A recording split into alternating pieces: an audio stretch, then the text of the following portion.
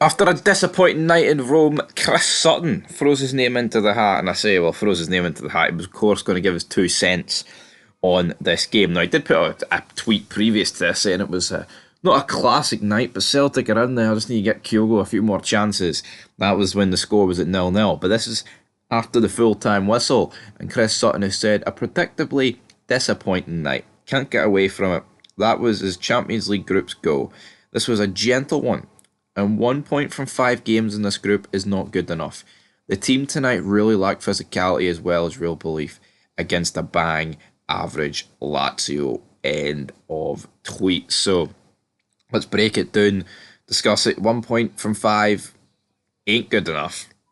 It simply ain't. I mean, when we seen Celtic get this draw back in, start of September, end of August, whenever they do it, I can't remember.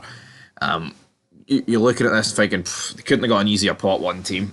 Lazio are not that good, and Atletico aren't the team they were. I mean, Atletico are definitely the best team in the group, but they're not the superpower that. I mean, I'm not saying they were a massive, massive superpower, but I think a few years ago, like Suarez, Griezmann, Godin, Felipe Luis, like Oblak, still there, of course. I mean, I don't. They still have a lot of those sort of players. Like I know a lot of them I've just mentioned are kind of already away. But no, I mean to be fair, they've still got they've brought in like Depay and co, and he's good. But they're not. I don't think they're the team they were a few years ago. That's just my personal opinion. Like when they won, like I know they won La Liga not too long ago, but I'm talking about the time before that, and then like when they made the Champions League final against Madrid.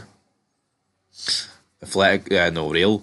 I think that's when Atletico were better. I think they are a bit weaker now, but they're still the best team in this group. But you look at it and it's just not good enough for Celtic. And but Rangers got no points last year. I'm sorry, but if your response to Celtic having a poor Champions League campaign is well, at least it's better as Rangers last year, that's not good enough. That is cheap. Honestly, I would never in a million years use that logic. Now, I always say like Rangers have done better than Celtic in Europe recently because of course they have.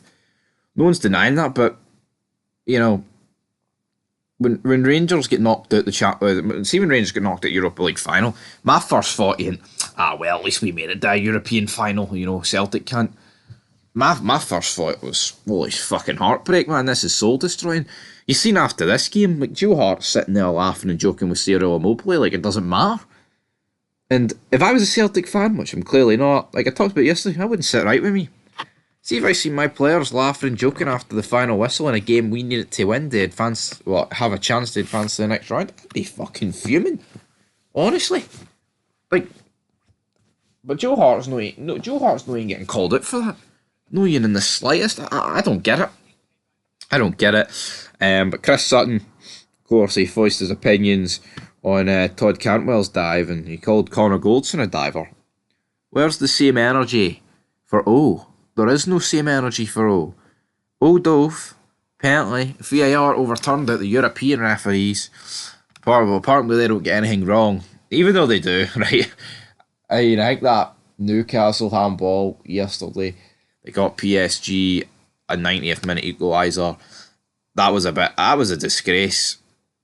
But it's just the handball rule, man. They make up as they go along. But the O one, I mean, there was no handball about it. It was simply just he felt like the slightest of contact and he went down. Oh, but what about Connor Goldson? He felt the slightest of tug and he went down. Pulling's different from a finger poke of doom in the back. Now, I know the immortal Hulk Hogan gave Jeff Jarrett a finger poke about 23 years ago and Jeff Jarrett laid down for him, but I mean, that didn't have Hulk Hogan here to take a pinfall victory for him. No, he just had himself. And, I think so much has been made about this, it didn't really matter. But Chris Sutton's gave his opinion on it, guys. But what do you guys think in the comments? Of course, today is Wednesday, we've got a bit of a day off because Rangers and Aberdeen play tomorrow, of course. Aberdeen away in Helsinki, Rangers at home to Aris Limassol. I think the coefficient should be picking up a few points at least with Rangers. I know Rangers are without Connor Goldson. He's suspended and looks like it could probably be, I don't even know if Balogun in the European squad.